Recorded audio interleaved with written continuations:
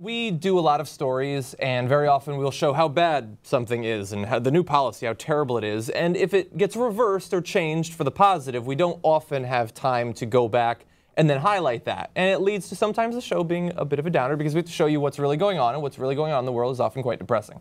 But we do want to quickly spotlight a couple of updates that are good. They're going on either in the U.S. or around the world. So the first, Saudi Arabia has taken away one of the permission requirements for female travel, either locally or long distance. Before, women had to get pre-written approval from a man to be able to travel anywhere.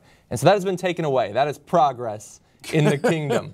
They do still have to have a chaperone the whole time, and they can't drive, and all those things. But this is a slight step in the right direction. As Bush would say, we're making progress. We're making 0.5% progress. So I will actually grant them that, because this is how change happens, painfully, slowly, etc. I will not grant them anything else. Anything else, yes.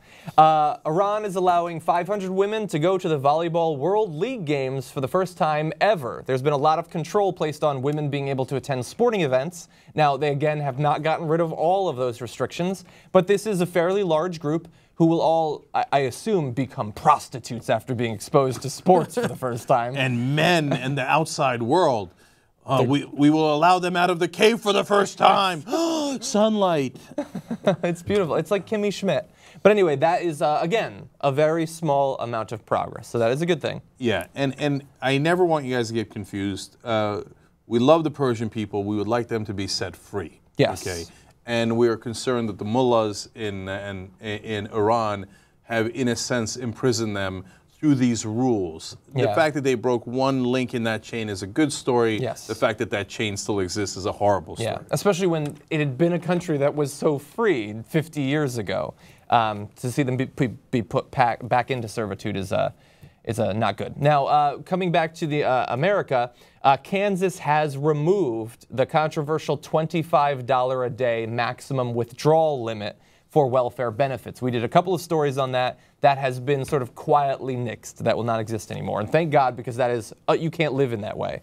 Yeah, and one part of the story that drove me crazy is that if you do $25 a day and that's all you can do, it actually forces you to do more withdrawals, which adds up to more charges. More charges. Which not only punishes the poor, but enriches the banks, which was a Republican twofer. Yeah. But people were so mad about it that even in Kansas they rebelled and they had to withdraw. Yeah, so that's good news.